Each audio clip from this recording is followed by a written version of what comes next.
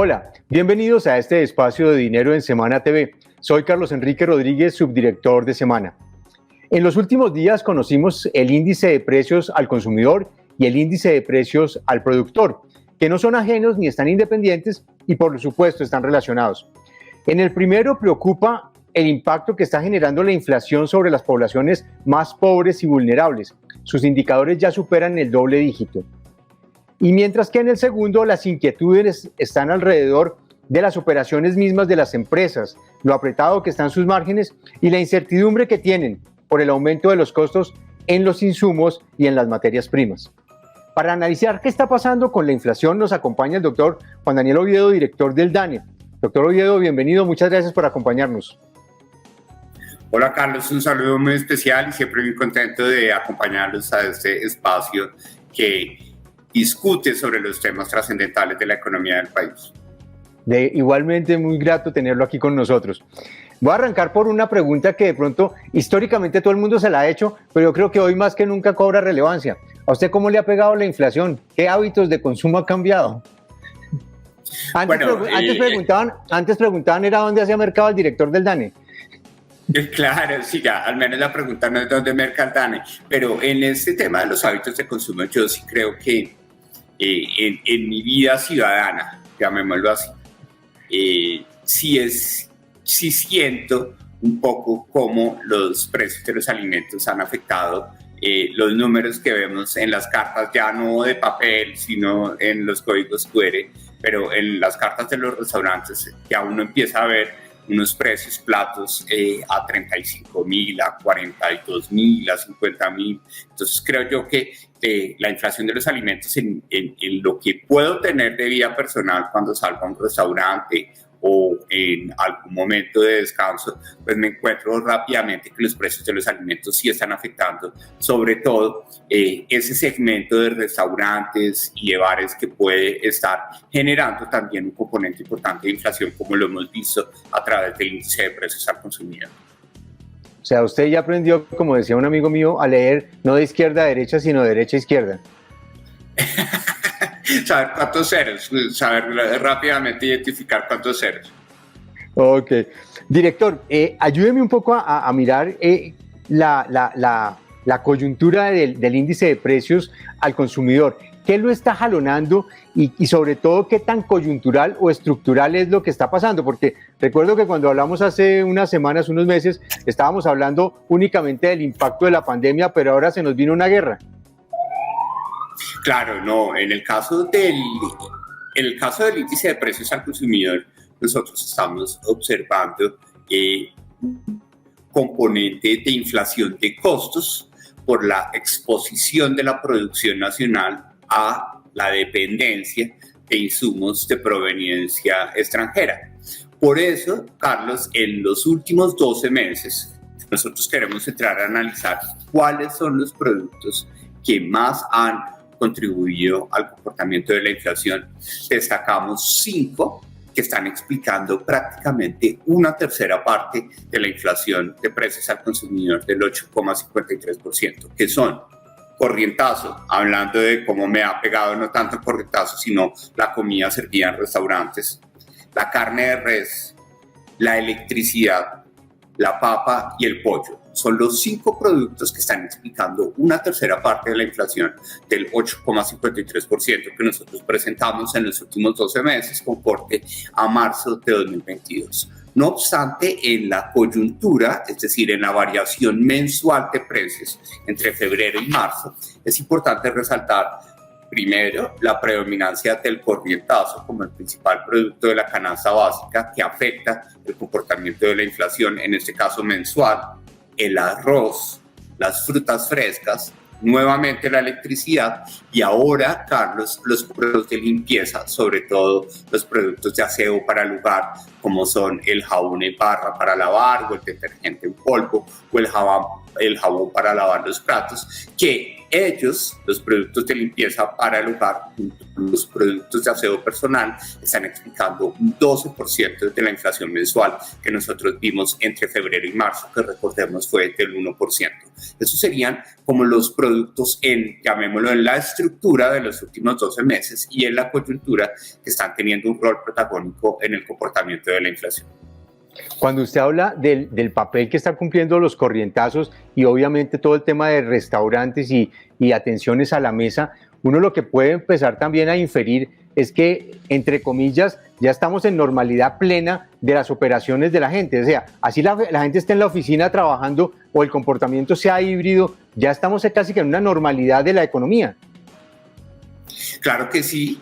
Pero además de esa normalidad, es decir, de una posible mayor demanda del corrientazo que vimos sus precios estancados en los momentos del confinamiento, las fuentes, es decir, las personas que trabajan en esos restaurantes les reportan al DANE que uno de los elementos que están originando los incrementos del precio del almuerzo ejecutivo o del corrientazo o de las cartas de los restaurantes, en primer lugar, es el encarecimiento de insumos básicos en términos de carne de res, arroz, cerdo, aceites, huevo,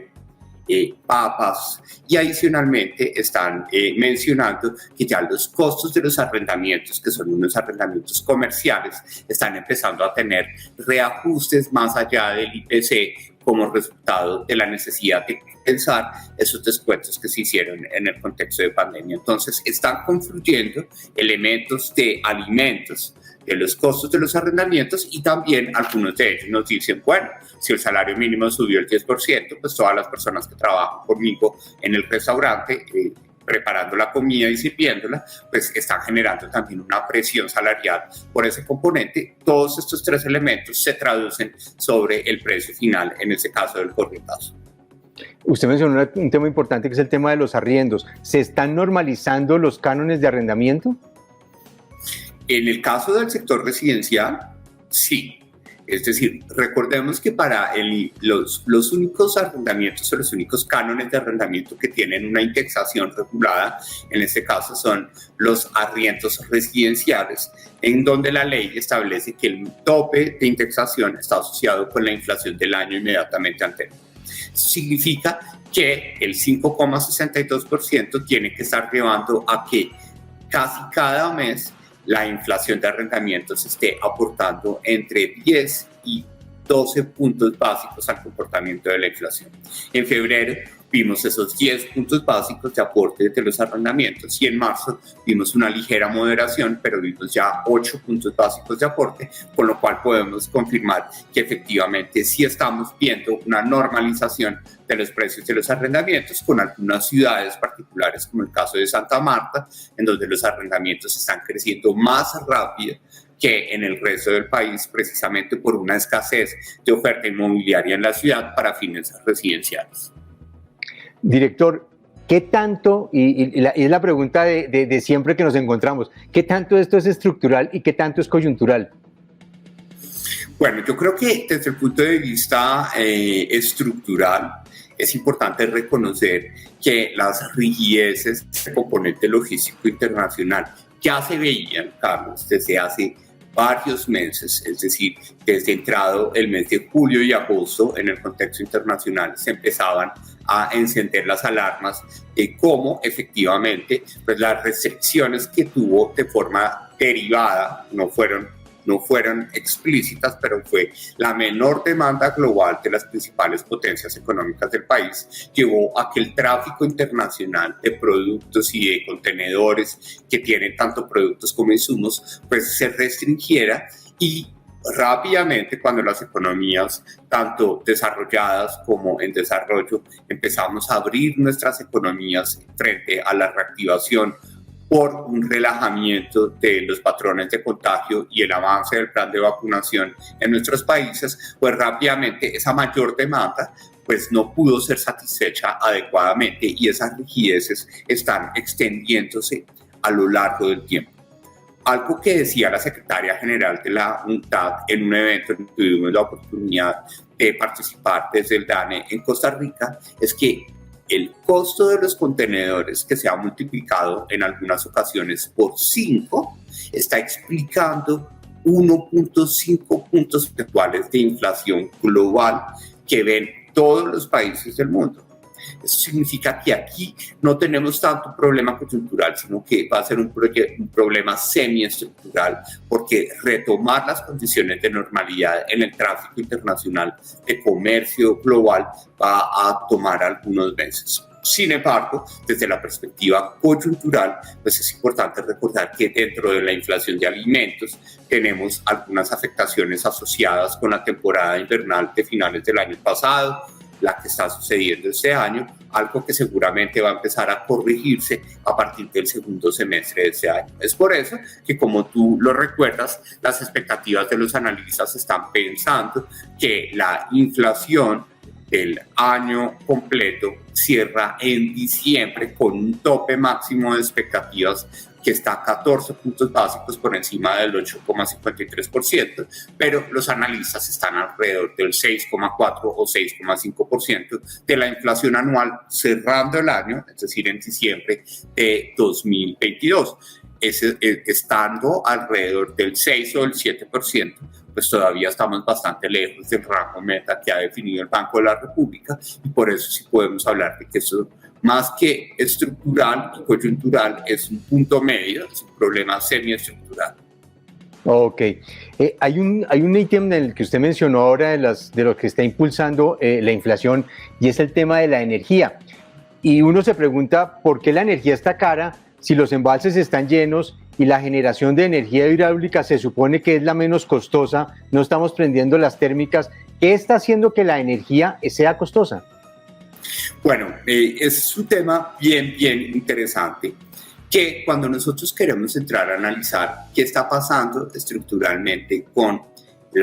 el costo de electricidad en particular en el país, pues recordemos que tenemos un nuevo régimen empresarial de provisión del servicio de electricidad en la parte norte del país. Las empresas que entraron a suplir la oferta de energía que manejaba el antes conocido como Electricaribe. En esa recomposición empresarial, pues se están aplicando la totalidad de las reglas de juego regulatorias, como es la transferencia a los usuarios de los costos asociados con el componente de pérdidas, que es un componente regulatorio alrededor de la tarifa final del servicio público domiciliario de energía eléctrica. Eso significa que, por ejemplo, en una ciudad como Santa Marta, que mientras en el país estamos viendo que la inflación anual de electricidad está cercana al 15%, pues en Santa Marta esa inflación está superando el 30%, precisamente porque en la recomposición organizacional, pues las empresas están empezando a transferir el componente de pérdidas a la tarifa final de los usuarios. Por otro lado, Carlos, hacia la parte suroccidental del país, nosotros estamos viendo una mayor dependencia de empresas al componente de generación o al componente del insumo, llamémoslo así, de la electricidad, que tú mencionabas, que efectivamente, en la medida en que los embalses están llenos, tenemos una mayor probabilidad de llamar a la generación de energía hidráulica, pues vemos cómo en el suroccidente del país todavía hay una dependencia de compras de energía en bolsa, pues sabemos rápidamente que la energía en bolsa ha tenido un comportamiento bastante volátil, y recordemos, con un componente de indexación a la tasa representativa del mercado. Con esos dos elementos sumamos, y como lo podemos ver en este momento en pantalla, cómo la inflación anual de electricidad ha tenido un repunte desde septiembre y octubre del año 2021, en donde rápidamente, como vimos, tenemos un pequeño ajuste entre febrero y marzo, pero tenemos una inflación del 14,61%, en donde también esta senda ascendente que nosotros estamos observando desde septiembre del año pasado, pues tiene mucho que ver con el componente de traslado de la evolución de la tasa representativa del mercado sobre los componentes que están estrictamente regulados tanto por la Ley 142 de 1994 como por las resoluciones que definen por parte de la CREC los componentes tarifarios de la tarifa que pagamos nosotros de energía eléctrica como usuarios domiciliarios. Ok. Director, cuando ustedes entregaron los resultados del índice de precios al consumidor, me sorprendió mucho la cifra de lo que le está pegando a los segmentos más vulnerables y más pobres. Estamos hablando de inflaciones para esos segmentos en particular, que en promedio es del 8 y pico, para ellos es del 10 y algo, y para las familias de mayores ingresos es de un poco más del 6. En el pulso social que ustedes también hacen, ¿cuál es la relación? ¿Qué es lo que están viendo que está pasando con esas familias y cómo les está pegando este golpe de la inflación? Bueno, precisamente, Carlos, ese es uno de los temas que, como lo podemos ver en ese momento ilustrado en la diapositiva, pues es preocupante. Y mira cómo la brecha se amplía mes tras mes. Es decir, mientras que, redondeando, mientras que los pobres ven una inflación que es 2 puntos superior al promedio nacional, los hogares de ingresos altos ven una inflación que es 2 puntos inferior al promedio nacional. Esto rápidamente a través del pulso social se ve en cómo, recordemos, casi el 62% de los hogares todavía nos dice que ve menos posibilidades para adquirir artículos de primera necesidad, porque precisamente son los alimentos, son el vestuario, son los artículos de aseo para el hogar, los que están viendo un encarecimiento muy importante. Y eso precisamente, Carlos, es lo que afecta las perspectivas de los hogares, porque dicen, listo, nos estamos reactivando, algunos de nosotros hemos recuperado el empleo, estamos teniendo ingresos, pero este ingreso, que en muchas ciudades, como lo ha mostrado el DANE, todavía es inferior en términos nominales a lo que se generaba en 2019, pues esos ingresos ya no están alcanzando para satisfacer las necesidades básicas con estos artículos de primera necesidad. Entonces, uno de los desafíos más importantes y más controversiales es que vemos una reactivación de la economía, pero seguramente va a ser difícil que veamos rápidamente esa reactivación traducida en menores incidencias en materia de pobreza monetaria y pobreza monetaria extrema, porque precisamente, como tú lo mencionabas, mientras que para los hogares de ingresos bajos, es decir, para los hogares pobres, los alimentos llegan a pesar entre el 35 y el 40%. Para los hogares de ingresos altos, los alimentos pesan menos del 20% dentro de todo el presupuesto de los hogares que nosotros identificamos de forma muy precisa desde el DANE. Entonces, sí tenemos que esa inflación de alimentos, que tiene una tendencia semiestructural, pues va a afectar de forma más nociva a los hogares en situación de pobreza, que difícilmente van a poder salir de esa situación en el muy corto plazo. ¿Han visto a través del pulso social algún cambio de hábitos en esas familias pobres y vulnerables? Se lo pregunto, por ejemplo, si han dejado, pues hay unas estadísticas sobre cuántas comidas al día toman, o si han dejado de comprar alguna cosa para poder asumir los costos en alimentación o en vivienda. Uno de los elementos claves, Carlos, alrededor de los componentes del pulso social que están asociados con la seguridad alimentaria es que recuerda cómo rápidamente nosotros pasamos de ver al 90% de los hogares urbanos en promedio consumiendo 3 comidas al día o más antes de la pandemia, caímos rápidamente al 67, 68.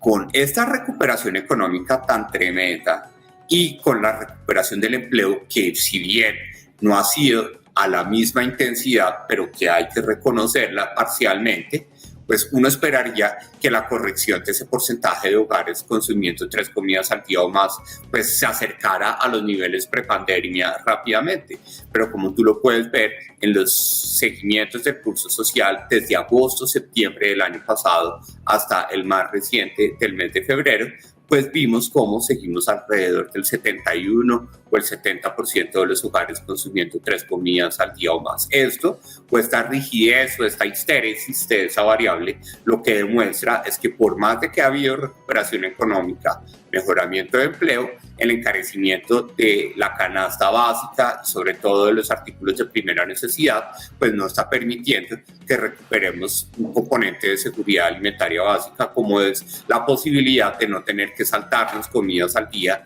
como mecanismo de enfrentar los choques de ingresos que enfrentamos desde los hogares en el país. Director, miremos ahora un poco el IPP, el índice de precios al productor, que si bien estamos viendo que la inflación del índice de precios al consumidor está en 8,40 y pico, el del IPP, usted me corrige, ¿casi el 30? En el IPP estamos viendo una inflación del 32,84% anual. Es decir, estamos viendo una inflación que llega a ser casi 4 veces la inflación de precios al consumidor. Un componente que demuestra efectivamente cómo la presión de costos es el componente más importante, como lo podemos ver en este momento en pantalla. La evolución anual del índice de precios al productor de producción nacional, ¿qué es esto? Es decir, que los productores y las empresas que efectivamente generan bienes y servicios en la economía colombiana aquí en el territorio nacional es del 32,84% y vemos que estructuralmente los aportes más importantes de esta inflación del 32,84% provienen en primer lugar de los combustibles y en segundo lugar de los productos agropecuarios. Tanto es así que cuando queremos entrar a definir cuáles son las clases que están aportando más puntos básicos al comportamiento de la inflación del IPP, pues vemos rápidamente cómo los aceites de petróleo y los aceites obtenidos de materiales bituminosos, la hulla, que es el carbón, el resto de combustibles, las frutas, el café trillado o el café verde, pero adicionalmente después del café a las papas, vemos al ganado bovino, vemos al plátano y vemos al pollo, pues entendemos cómo para los productores a nivel nacional, por ejemplo, las personas que producen o generan o transforman estos alimentos en corrientazos, estemos viendo esta presión inflacionaria tan importante que los obliga a trasladar estos mayores costos de producción a los usuarios finales en el país. Permítame detenerme, director, en un tema que no logro comprender, y es el tema de los combustibles. Cuando uno habla con los expertos le dicen, afortunadamente en Colombia tenemos el Fondo de Estabilización de Precios de la Gasolina, porque si no, ese precio que pagamos hoy, 9.000 pesos por galón, fácilmente podría estar en 15.000 o en 16.000 y estaría presionando todavía más la inflación al alza. Es decir, como país decidimos corregir un tema con la gasolina, un tema de inflación, y lo volvimos un tema fiscal porque en algún momento vamos a tener que pagar esa cuenta, pero pues por ahora no va a ser. La pregunta, director, es ¿por qué le está pegando el tema de combustibles si los precios de la gasolina no están subiendo? Bueno, es una excelente pregunta, Carlos. Recordemos que ese Fondo de Estabilización de Precios del Combustible está orientado a la distribución de combustible para uso minorista, llamémoslo así.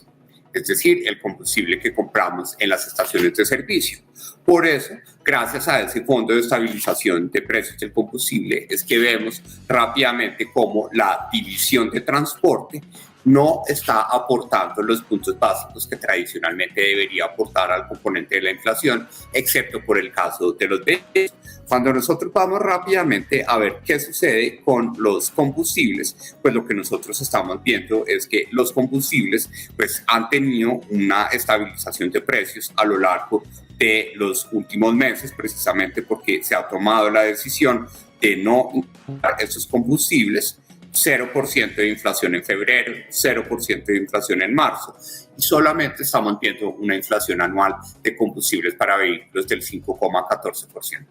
Pero recordemos que a la hora de establecer procesos productivos para el sector manufacturero, pues nosotros no demandamos gasolina o ACPM en las estaciones de servicio, sino que necesitamos unos aceites específicos o unos materiales como por ejemplo el fuel oil, que también tiene un componente de importación muy importante que rápidamente nos expone a los precios internacionales de estos combustibles y a los efectos de tasa de cambio, que como tú lo puedes ver en este momento en pantalla, en el caso de los aceites de petróleo y aceites bituminosos, en el caso de otros combustibles, estamos viendo variaciones anuales en el costo de estos insumos superiores al 75%. Es decir, que cuando hablamos del Fondo de Estabilización de Precios para Combustibles, estamos hablando, llamémoslos, para el uso residencial o de los hogares de esos combustibles, pero algunos combustibles específicos para procesos productivos en la elaboración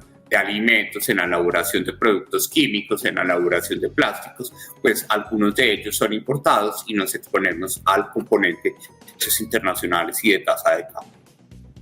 Director, así como ustedes hacen el pulso social para las personas, ustedes miden también como el índice de confianza de los empresarios, de cómo están y qué están viendo. Y uno pues se mete en los zapatos de un empresario hoy que tiene los márgenes apretados. No puede pasar este 32% a los consumidores porque pues se va a salir del mercado y en un momento en que la gente está racionalizando su consumo, pues subir precios no es la mejor opción. Aparte de eso, pues le están subiendo las tasas de interés y obviamente pues proyectos de inversión que tenga, pues se va a ver bastante complicado el tema. ¿Cómo están viendo ustedes el panorama de los empresarios hoy? Así como la lectura que hacían con las personas comunes y corrientes, ¿cómo la están haciendo con los empresarios? Bueno, nosotros en el caso de los empresarios estamos viendo unas dificultades importantes. Ya no más vemos un retroceso, en este caso particular del índice de confianza de los empresarios, como lo podemos ver en este momento en pantalla, después de llegar a casi una estabilización a lo largo de los meses que coinciden con el último trimestre del año 2021, pues vemos rápidamente cómo tenemos ya un retroceso en los meses de enero y en los meses de febrero. Se espera que seguramente en marzo sigamos viendo ese retroceso.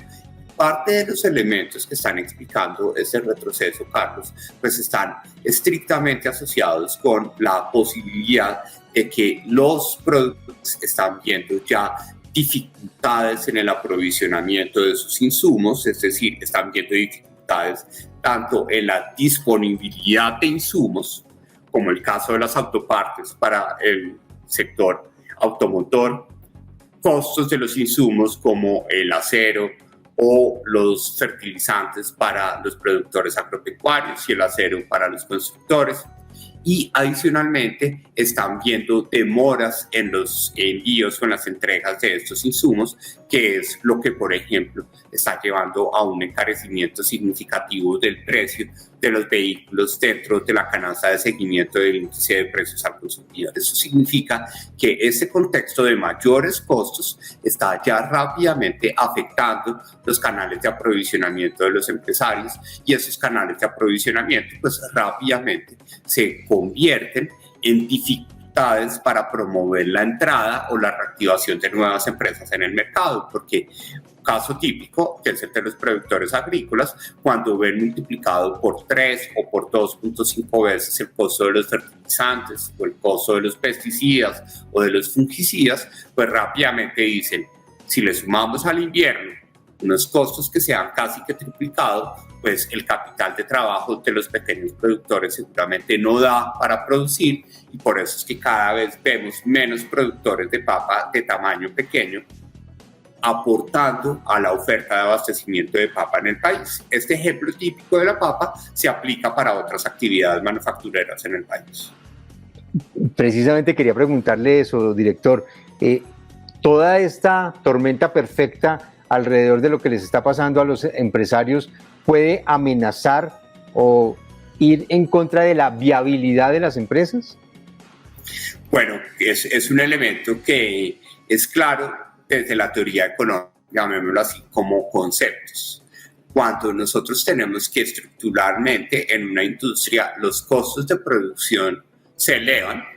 una gran cantidad de productores pequeños que seguramente no tienen la escala eficiente para poder amortiguar este incremento de los costos, pues rápidamente podemos ver una salida importante de estas empresas dentro del mercado. Adicionalmente, si estamos hablando de la decisión de entrada de empresas en el mercado, pues rápidamente también podemos ver algunas dificultades asociadas con la entrada a ofrecer bienes y servicios en esos segmentos económicos, en la medida en que podemos ver rápidamente una dificultad para poder establecer las condiciones que son propias del funcionamiento de las empresas en materia del costo de los insumos, pero también la remuneración adecuada del costo de capital. No más, como tú lo puedes ver en este momento en pantalla, cuando los encuestados del pulso empresarial nos respondían de cuáles fueran las principales razones, no más en enero, que es la última medición que tenemos de la interrupción del flujo de insumos, pues veíamos que había problemas de disponibilidad, que había problemas en la cadena logística. Mira cómo prácticamente el 10% de todos los empresarios del país nos están diciendo que los costos de los insumos están creciendo. Estamos viendo al 9% de los productores del país diciéndonos que están viendo problemas en la cadena logística, y esto rápidamente pues ha llevado a que tengamos unos cambios en las expectativas del comportamiento de las empresas, en donde vemos no más entre enero y febrero de 2022, que son las expectativas que nosotros registramos a través del pulso empresarial, pues rápidamente como en materia de aumento de ingresos para el sector construcción, para el sector comercio y para el sector servicios, cae la cantidad de empresarios que creen que sus ingresos van a incrementar en los próximos 3 meses. Esto significa que sí podemos estar viendo en este encarecimiento de costos pues una afectación a la dinámica de organización empresarial y de participación, sobre todo de pequeñas empresas que no tienen una escala óptima dentro de la oferta interna en el país. Cuando hemos visto este panorama, director, del IPP y del IPC, y que están en estos niveles, ¿qué tanto puede golpear al crecimiento de la economía? Porque uno ve una demanda que se puede contraer y una oferta que también está en dificultades. Claro que sí, y eso es uno de las principales, llamémoslas, alertas que desde la perspectiva estadística nosotros estamos planteando, y para eso nos hemos preparado a lo largo de los últimos meses y de los últimos años para que, gracias a la información estadística que nosotros podemos recopilar, como tú lo mencionabas, ya no solo en el IPC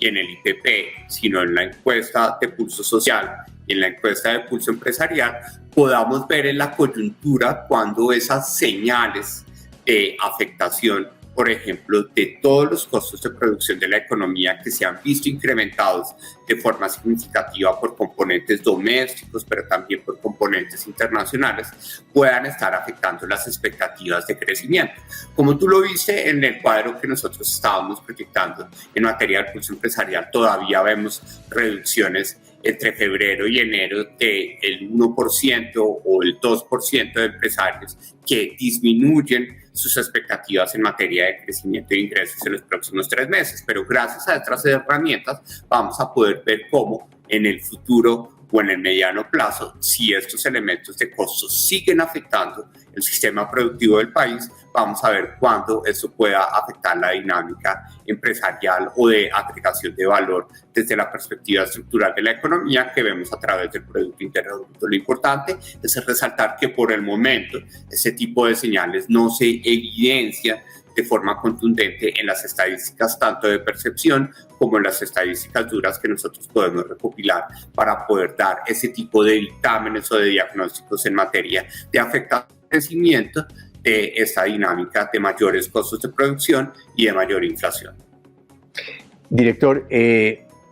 ¿hay alguna afectación que ustedes estén viendo o percibiendo en materia de consumo? Se lo pregunto porque el año pasado fue el gran protagonista del crecimiento.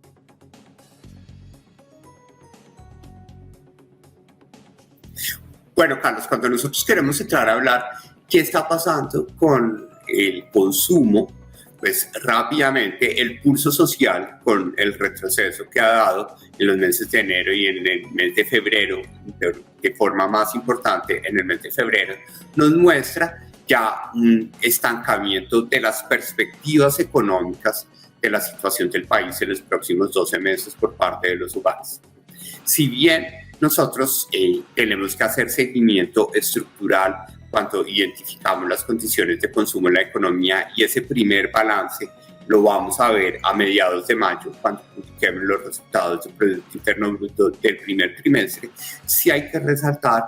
que, como lo vamos a ver en las estadísticas de CIPSA, el volumen de abastecimiento de alimentos de marzo de 2022 fue ligeramente inferior al del abastecimiento de marzo de 2021. Eso significa que tal vez sí estamos empezando a ver a los hogares dosificando su demanda de algunos productos, en este caso de alimentos, precisamente por el encarecimiento que se ha generado desde el mes de octubre del año pasado. Ok. La última pregunta, director. La doctora Carmen Reinhart del Banco Mundial dijo hace unos días que gran parte del mundo, entre ellos Colombia, estamos a puertas de caer en estanflación. O sea, que no vamos a tener crecimiento, pero vamos a mantener unos niveles altos de inflación. ¿Usted ve ese escenario? Bueno, yo creo que con los números que vimos del indicador de seguimiento de la economía en el mes de enero, con un crecimiento, recordemos, del 7,8%, pero que pudo haber sido cercano al 10%, al 9,7%, si no hubiéramos tenido ese efecto particular del pago de la indemnización a EPM por parte de Mapfre por el siniestro de Hidroituango, pues creo yo que la posibilidad de que veamos estos elementos en el muy corto plazo es bastante remota. Sin embargo, en este tipo de hipótesis, las oficinas estadísticas sí debemos ser supremamente neutrales en la medida en que debemos brindar la información lo más desagregada posible y lo más precisa posible para que los analistas especializados puedan hacer esas asociaciones y estos elementos de causalidad para poder establecer el riesgo que tenga la economía colombiana en materia de esta inflación. Pero por el momento, con las cifras que tenemos, ver este fenómeno en el muy corto plazo es bastante remoto. Muchas gracias, director. Y la última pregunta, y esta sí es un poco personal. Después de ver todo este panorama, ¿usted no está pensando llevar el almuerzo a la oficina en vez de salir a comprar en el restaurante? Yo lo traigo. Yo cuando hablo del susto de las cartas es, por ejemplo, cuando invito a mi mamá o cuando salgo con amigos a restaurantes, pero aquí en el DANE aplicamos la ley de la coquita y traemos comida de la casa o compramos frutas o compramos cosas muy sencillas para poder optimizar el presupuesto. Usted hace parte del reinado de la coca, o sea, usted es el rey de la coca. Exactamente, y en las peleas con mi mamá porque no las devuelvo y entonces es como lo peor que puede pasar en la relación familiar es que uno no devuelva las cosas. Totalmente de acuerdo, me identifico con usted. Director, muchísimas gracias. Como siempre es muy grato conversar sobre estos temas con usted. Muchas gracias, Carlos, y siempre muy contento de acompañarte en este espacio y cuando lo requieras, aquí estaremos dispuestos a acompañarte. Muy amable, muchas gracias. Muchas gracias a ustedes por acompañarnos en esta conversación. Los invitamos a que nos sigan por nuestras plataformas y en semana.com. Nos vemos la próxima semana.